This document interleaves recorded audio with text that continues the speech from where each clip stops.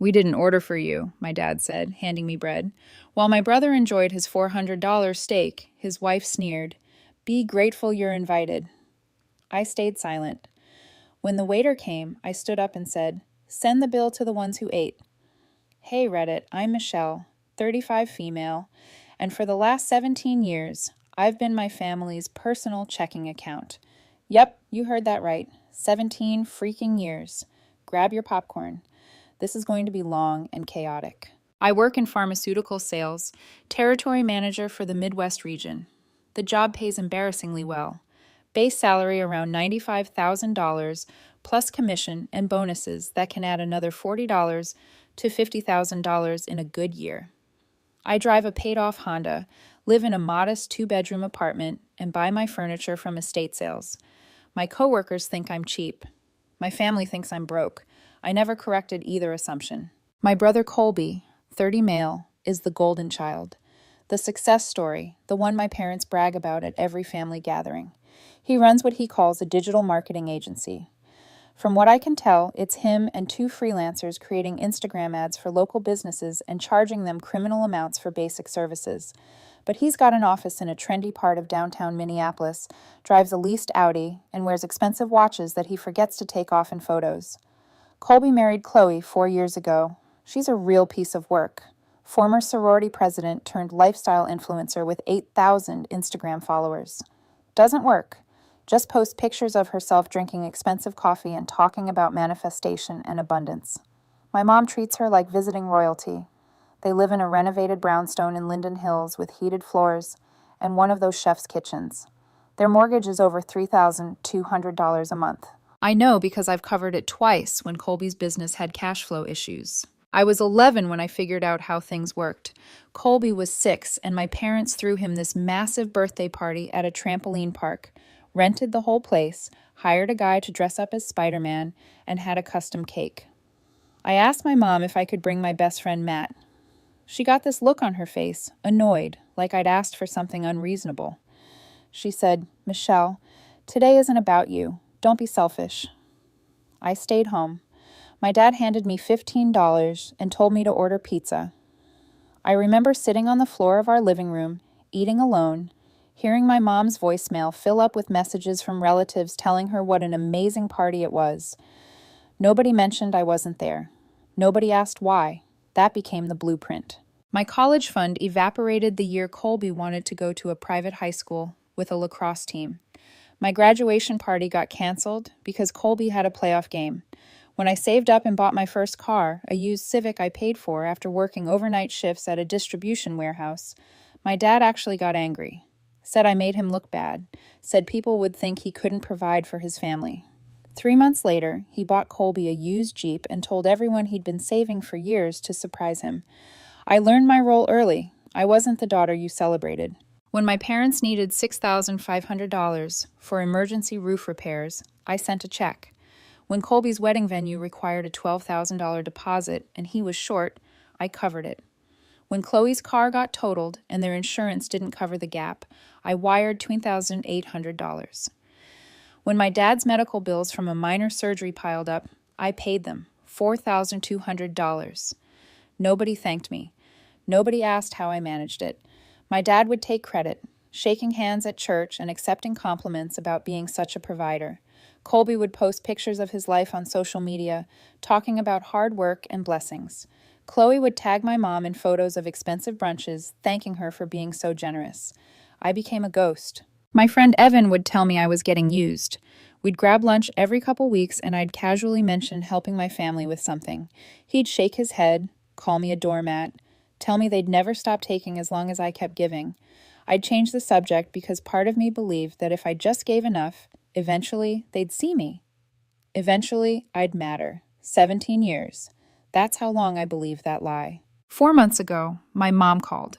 It was a Thursday afternoon, and I was wrapping up a meeting with a hospital administrator when my phone buzzed. She was using her cheerful voice. She said my dad wanted to take the whole family to dinner Saturday night. Said it was important. Said Colby and Chloe had exciting news to share.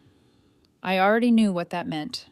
I thought about saying no, but I knew what would happen. My mom would send paragraph-long texts about family being important. My dad would leave a voicemail calling me ungrateful. Colby would post something about how hard it is when people don't support your success. It was easier to just go. I said yes. Mom told me the details. Saturday, 7:30 p.m., someplace called Monarch Prime. I'd never heard of it. After we hung up, I looked it up. It was one of those steakhouses where businessmen take clients to close deals. Reservation only. Dress code strictly enforced. The menu wasn't even online, but the reviews mentioned entrees starting at $65 and steaks going north of $200.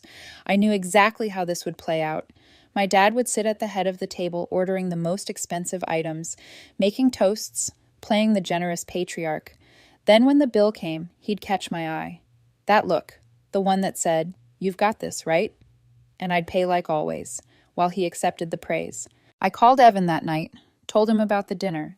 He laughed in that way you laugh when someone tells you they're about to make the same mistake for the 100th time. He said, "How much do you think this one's going to cost you?" I said, "Couple grand, probably." He said, "You know they're never going to stop, right? Not as long as you keep paying." I said, "Yeah, I know, but I didn't know. Not really, not yet." Saturday came around. I spent the morning at the gym, then grabbed lunch at this Vietnamese place I like, where you can get a massive bowl of pho for $8. Spent the afternoon catching up on work emails and watching college football. Around 6:45, I changed into dress pants and a button-down. I drove to Monarch Prime. The restaurant was in the North Loop, one of those converted warehouse buildings with exposed brick and floor-to-ceiling windows. I pulled up, handed my keys to a kid in a vest, and walked inside. The hostess was wearing all black and had the kind of posture they teach you in finishing school. I gave her my dad's name. She smiled and led me through the dining room. Everything was dark wood and leather, dim lighting, quiet conversations, the kind of place where the silence itself cost money. They'd reserved a corner table near the windows overlooking the city. I was the first one there. Sat down facing the door, ordered water, didn't touch the bread they brought out. My family arrived 15 minutes late. Together. My mom was wearing a dress I'd never seen. My dad had on a full suit. Colby and Chloe looked like they'd stepped out of a Neiman Marcus catalog. Colby's suit probably cost more than my rent. They walked past me toward the table. My mom was waving at someone across the room. My dad was scanning the restaurant. Colby was on his phone. Chloe was adjusting her hair. Nobody said hello. Nobody acknowledged I existed. They settled into their seats, shrugging off jackets, setting down purses. My mom leaned toward Chloe and whispered something that made them both laugh. Colby ordered a drink before looking at the menu. My dad flagged the waiter and started asking about the drink list. I sat there, hands folded, waiting for someone to notice me. The waiter came with drinks, poured them into 4 glasses. My parents, Colby's, Chloe's, skipped mine completely. My dad didn't notice. Then the menus arrived. Heavy leather-bound things with gold lettering. I opened mine and went straight to the prices. Appetizers were $28 to $55. Cheapest entree was $58 for chicken. There was a pasta for $48. I figured that was my best move. Filling enough, cheap enough, not to draw attention. My dad leaned back without even opening his menu. That's when I knew he was going big. He said, "Order whatever you want. Tonight's special." I looked back at my menu, found the pasta again. That would work. The waiter came back, pen ready. My dad went first, ordered the ribeye, the biggest one they had, with truffle butter and roasted bone marrow. My mom ordered scallops with caviar and lobster tail. Colby and Chloe rattled off their orders. The massive porterhouse, the filet, the whole lobster appetizer, extra sides. Then everyone looked at me. The waiter looked at me. I opened my mouth to order the pasta. My dad cut me off. He said, "Michelle doesn't need much. She's trying to save money." He reached across the table, grabbed the bread basket. It was full of warm sourdough rolls with butter. He slid it toward me. The sound of the basket scraping against the tablecloth was loud in the sudden quiet. He said, "We didn't order enough for you anyway. This should be plenty." The table went silent, the kind that happens when someone gets humiliated in public. I stared at the breadbasket. My mom looked down at her napkin. Colby smirked, glancing at Chloe. She had this satisfied little smile, like she was watching something entertaining. She said, "Honestly, you should be grateful your dad even invited you." The waiter stood frozen. His pen hadn't moved. He looked at me, then at my dad, trying to figure out if this was a joke. I shook my head slightly. He stepped back. I pulled the basket toward me, tore off a piece of bread, chewed it slowly. It tasted like nothing. My dad went back to talking. Something about a rental property investment. My mom asked Chloe about baby names. Apparently, that was the big news they were expecting. Colby checked his phone, scrolling with one hand, drinking with the other. I ate another piece of bread and another, the basket emptied. Nobody offered me anything else. The lobster came out. Colby and Chloe tore into it, cracking shells, commenting how good it was. My mom took photos. My dad poured more drinks. When the entrees arrived, the waiter placed massive plates in front of everyone except me. My dad's steak was the size of a small roast. Colby's porterhouse hung off the plate. Chloe cut into her fillet and went on about how it was the best thing she'd ever eaten. My mom ate her scallops with her eyes closed. I sat there with empty hands watching them eat, thinking about numbers. The roof repair I'd paid for. Colby's wedding. My dad's surgery bills. My mom's credit card debt I'd cleared twice. Colby's mortgage payments. Twice.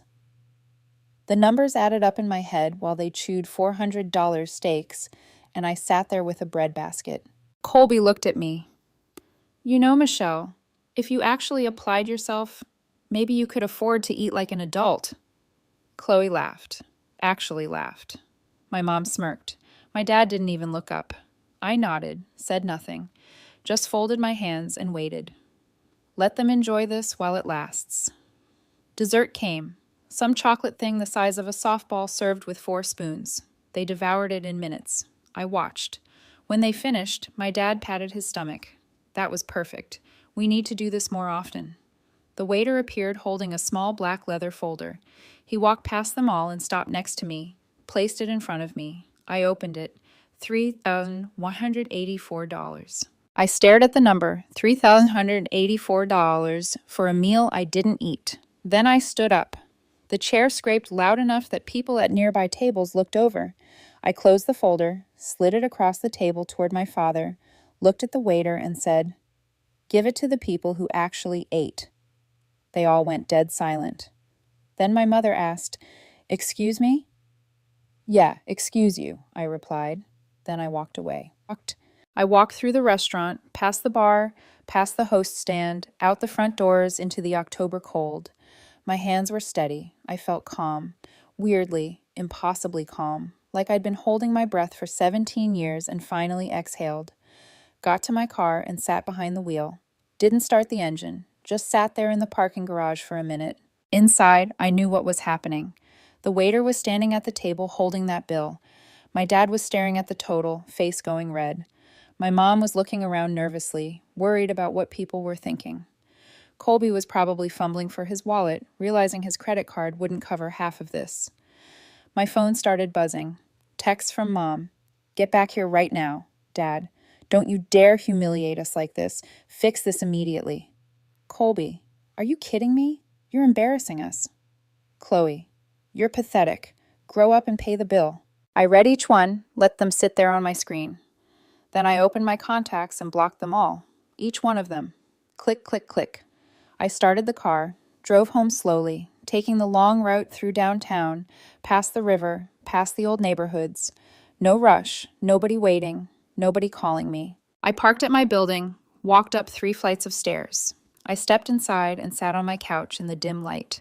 For 17 years, I'd believed that staying quiet was the same as keeping peace, that paying for their meals, their bills, their emergencies was what family required, that if I just gave enough, eventually they'd see me, that I'd feel good enough.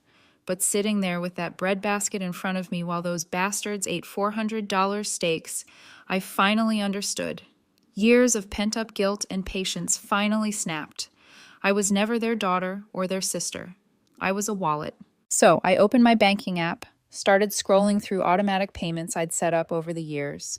Dad's yacht club membership, $385 a month. Colby's business loan payment, $850 a month.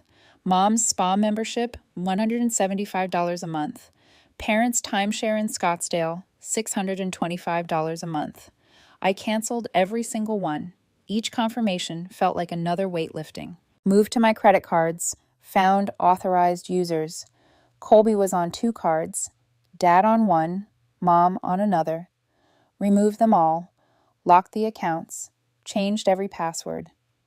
Then I opened my email, searched for invoice, receipt, payment. Years of history appeared. I'd paid for trips I wasn't invited on, birthdays I never attended, renovations on houses where I'd never been welcome. Created a folder, evidence, started moving everything in. Then I went deeper. I pulled up pending charges on my credit cards. Found 6 I hadn't authorized. Chloe at Saks Fifth Avenue 2 days before the dinner. Colby at a golf club pro shop.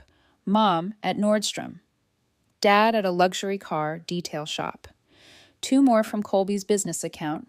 $2,400 total for marketing expenses. I disputed every single one, filed fraud reports. The bank sent confirmations within minutes. The charges would be reversed. They'd all get notifications. Perfect. I searched my email for recurring payments, found the Scottsdale timeshare. My parents used it 3 weeks a year. I'd been paying the monthly fee for 6 years. The next payment was in 5 days. Called the company, canceled it. They refunded my deposit. Found another invoice, Colby's business loan. He'd taken out $38,000 to expand 2 years ago. I'd been covering the monthly payment ever since because he said he'd pay me back when things stabilized. They never did. Called the bank, explained I was no longer financially responsible. They updated the records. All future correspondence would go to Colby. By Sunday night, I'd canceled 15 recurring payments.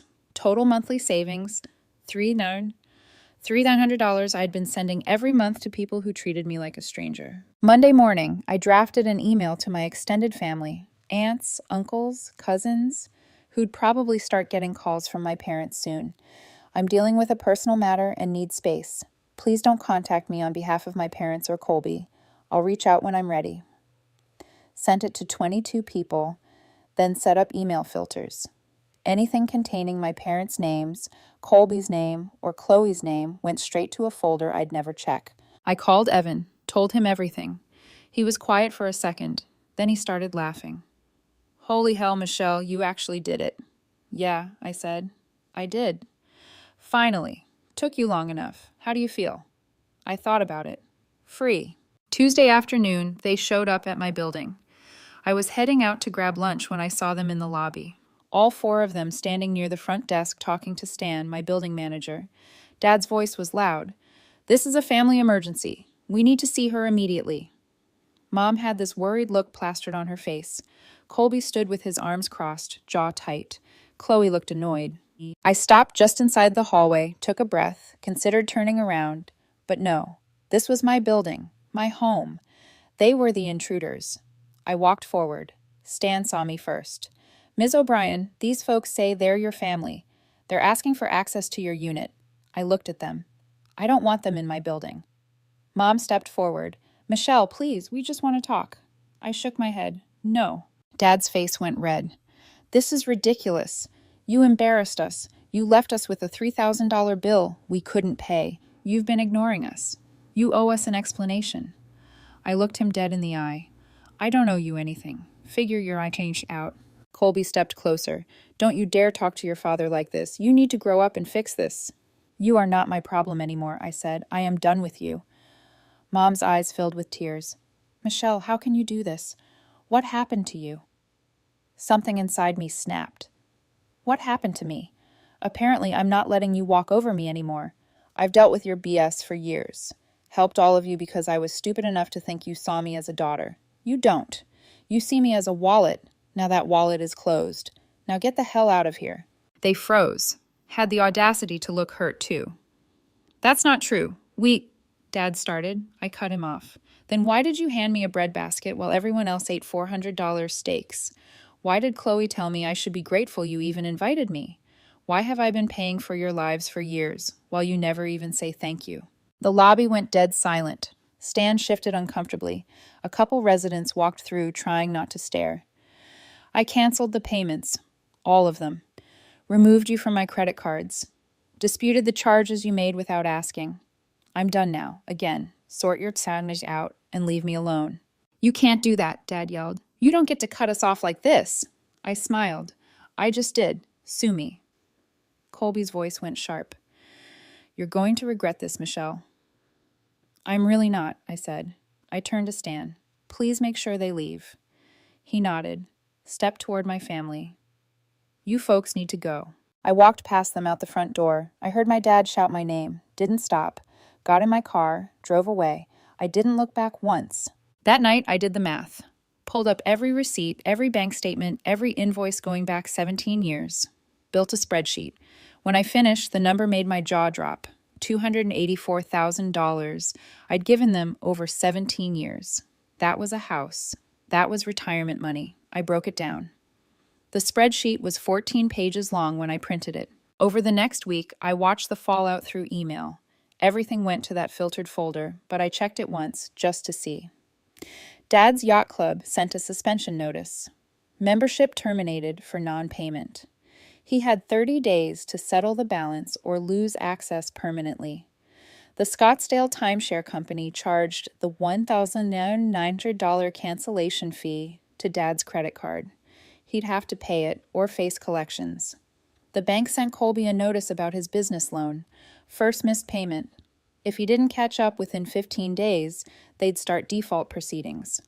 One by one, the luxuries I'd been funding disappeared. My uncle sent an email. Said Dad was struggling financially. Said Mom was devastated. Said I should reconsider because family forgives. I didn't respond. A cousin messaged me on Facebook. Said I was tearing the family apart. Said I was being cruel over one dinner. I blocked her. But they weren't done. These people know nothing about boundaries. And honestly, it was all my fault from the beginning. They went way too far. 2 weeks after the dinner, I came home from work to find my car keyed. Deep scratches down both sides from headlight to taillight. The word jerk carved into the driver's side door. I stood there in the parking garage, took photos from every angle, filed a police report. The cop who showed up said unless I had camera footage or witnesses, they probably couldn't do much. I knew who did it, couldn't prove it, but I knew. 3 days later, someone slashed 2 of my tires. I installed a dash cam that night, front and rear facing, motion activated. It cost me $400, but it was worth it. The next incident was my apartment. I came home to find paint splattered across my door, red paint dripping down to the carpet, the word traitor in sloppy letters. Stan, the building manager, was angry. Reviewed the hallway cameras. The footage showed a figure in a hoodie and mask, but you couldn't make out a face. It happened at 2:00 a.m. when nobody was around. I filed another police report. The cop, same one from before, started looking more interested. Said it was clearly targeted harassment. Asked if I had any idea who might be doing this. I told him about my family, about the dinner, about cutting them off. He took notes, said I should consider documenting everything and maybe looking into a restraining order if it continued. And it did. Someone called my office pretending to be a client, made a formal complaint about me, complete fabrication. Said I'd mishandled their account, lost them money. My boss called me in, concerned. I explained the situation, showed him the police reports, the pattern of harassment. He believed me, but I could tell he was worried. Then they went after my reputation. Someone created a fake Facebook profile using my name and photo. Started posting bizarre rants about how I'd abandoned my sick mother, stole from my brother's business, and refused to help my family in their time of need. Friends started texting me asking if I was okay. I reported the profile. Facebook took it down after 3 days, but the damage was done. I called Evan, told him everything that was happening. He said, Michelle, you need to lawyer up. These people are insane. He gave me the number for his attorney, a woman named Julia, who specialized in family law and restraining orders. I called her the next day. We met at her office downtown. I brought everything. The spreadsheet showing $284,000 in payments, the police reports, the whole thing. She looked through everything carefully. Then she said, Michelle, this is pretty clear-cut harassment. We can file for a restraining order, but I want you to understand, this is going to make things worse before it gets better. Are you ready for that? I'm ready. She nodded. Good. Let's make them face consequences. We filed for restraining orders against all 4 of them. The petitions were comprehensive, detailed every incident, attached all the evidence, police reports, photos, the spreadsheet showing financial exploitation, screenshots of threatening messages from extended family members that referenced conversations with my parents. The court date was set for 3 weeks out. In the meantime, things got worse. Someone spray painted my apartment building's exterior wall. Giant letters. Michelle O'Brien is a thief. Stan was furious. Building security footage caught a dark SUV pulling up at 3 o'clock a.m., someone getting out, doing the damage, then leaving. The plates were obscured with mud, but I knew that SUV. Colby drove a dark blue Audi Q7.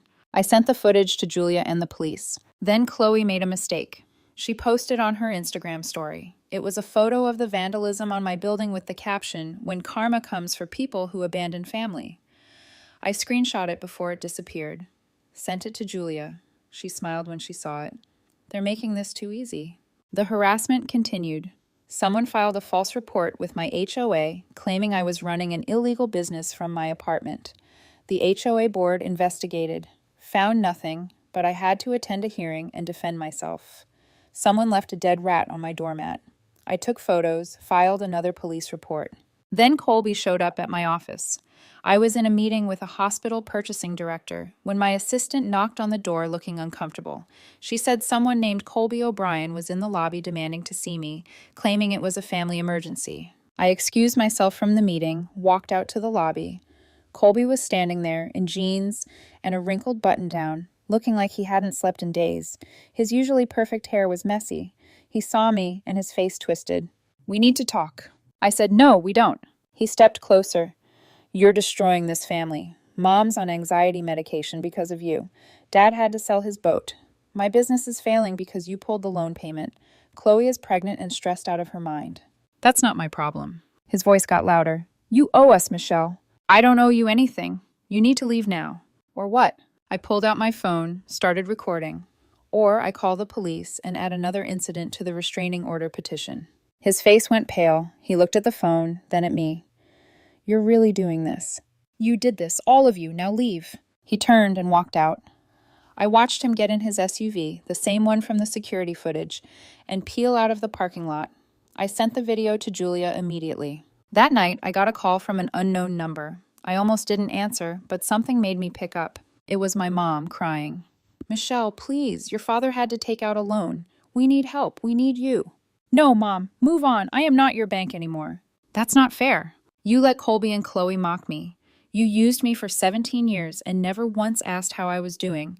Now you're vandalizing my property and harassing me at work, and you want to talk about fair?" She was quiet for a long moment. "If you don't help us, we're going to lose the house." "Then you'll lose the house." "How can you be so cruel?" "I learned from the best," I said. Then I hung up and blocked the number. The court date arrived, and it was beautiful. The courthouse was cold and impersonal. Julia met me in the hallway outside the courtroom. She was carrying 2 briefcases full of evidence. She said, "They're here, all 4 of them. They've got a lawyer too. Guy named Preston Ward. He's going to try to paint you as vindictive and financially controlling, but don't worry, we're going to bury him." We walked into the courtroom. My family was sitting on the other side with their attorney, middle-aged guy in an expensive suit, looking confident. The judge was a woman in her 60s. She had a reputation for not tolerating nonsense. The hearing started. Preston Ward went first, trying to paint me as this controlling daughter who'd financially manipulated her family for years, then suddenly cut them off without warning. He claimed the vandalism was unproven, that the fake Facebook profile could have been created by anyone, and that my family just wanted to reconcile. Then Julia stood up and destroyed them. She walked the judge through the entire spreadsheet, $284,000 in payments over 17 years. Showed documentation of the dinner at Monarch Prime, where I'd been handed a breadbasket while they ordered over $3,000 worth of food. Showed the immediate harassment that started the moment I cut them off financially.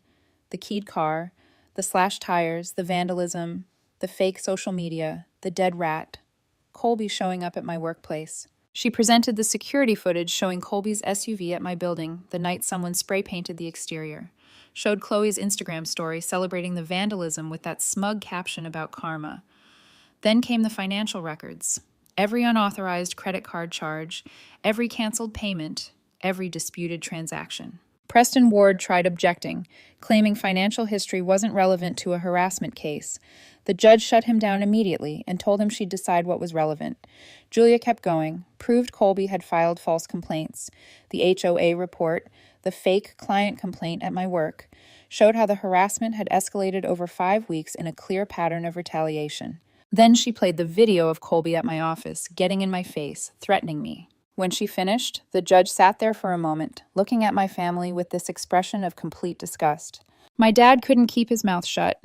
Preston Ward tried to stop him, but Dad stood up and launched into this whole speech about how he'd raised me, given me everything, and now I was abandoning the family over one dinner, one mistake. He actually said that. The judge let him talk for about 30 seconds before cutting him off, asked him point blank if he'd handed me a breadbasket while everyone else ate expensive steaks. He stammered and tried to call it a misunderstanding. She asked if I'd paid for the dinner. He admitted I hadn't, that they'd had to cover it themselves after I left. Then she pulled out the financial documentation showing the $284,000 I'd paid over the years and asked if that was accurate.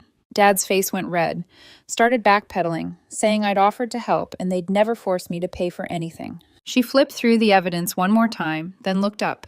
Her voice was ice cold when she announced she was granting the restraining order. All 4 of them were prohibited from contacting me directly or indirectly.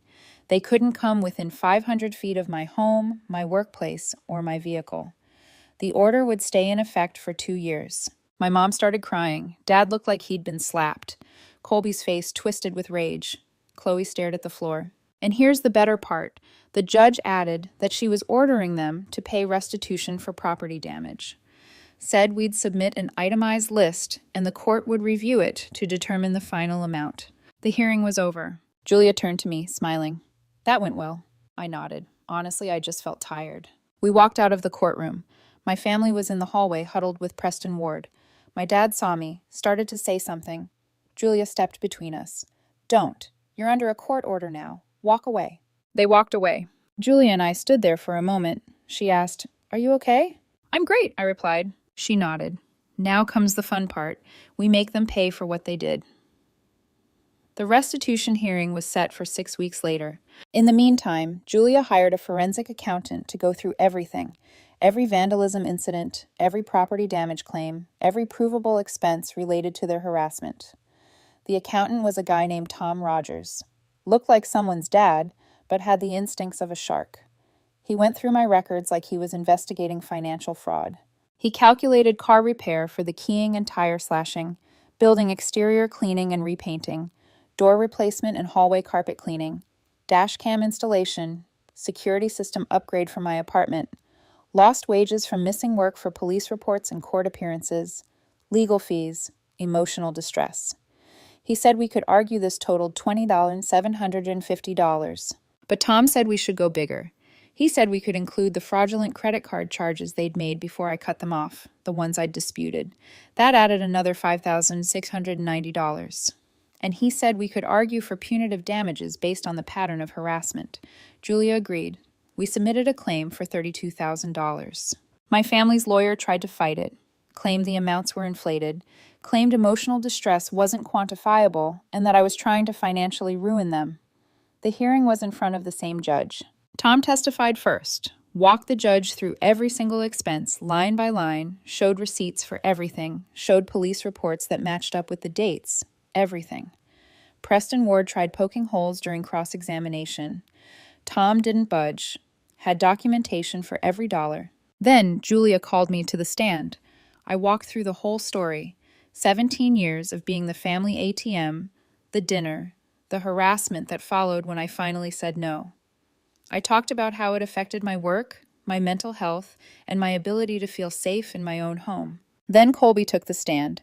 Preston had clearly advised against it. You could see it on his face, but Colby insisted.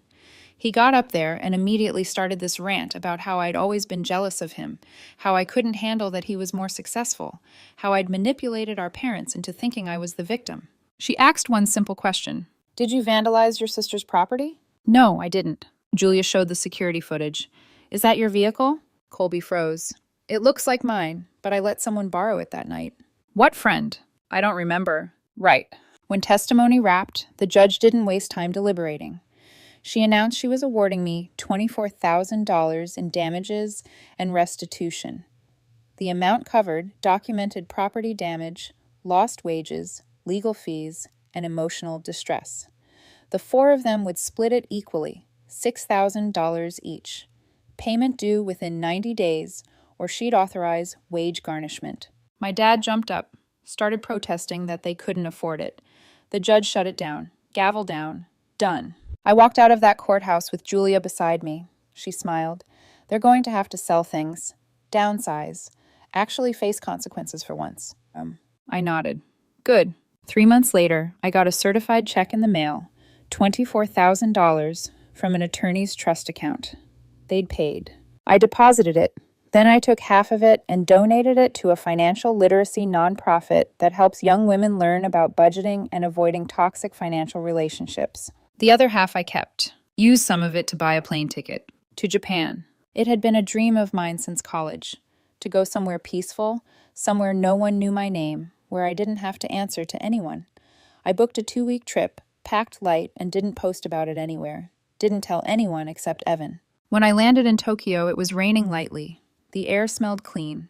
I walked through the quiet streets near my hotel and realized for the first time in my adult life there was no weight on my shoulders. No phone buzzing with demands. No guilt. Just me. I spent my days visiting temples, gardens, and tiny ramen shops that barely fit 6 people. I took the train to Kyoto and sat by the river watching lanterns drift downstream. I hiked Mount Inari at sunrise, surrounded by fox statues and morning mist. One afternoon, I sat under a cherry tree, even though it wasn't spring, and felt something shift inside me. Peace. Real peace. When I got back to my hotel that night, I turned off my phone, not because I was angry, but because I didn't need to look back anymore. I stayed longer than I planned, extended the trip to 3 months, started freelancing remotely, found a small apartment outside Osaka with paper doors and a view of the mountains.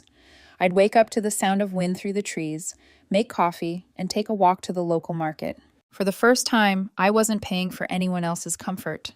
I wasn't fixing anyone's life but my own. I sent Julia a postcard that just said, "Thank you for helping me start over." She emailed back, "You did that yourself?" She was right. I'd built my peace from the ruins of their entitlement. And this time it belonged entirely to me. I think I'll stay here a while. Maybe forever.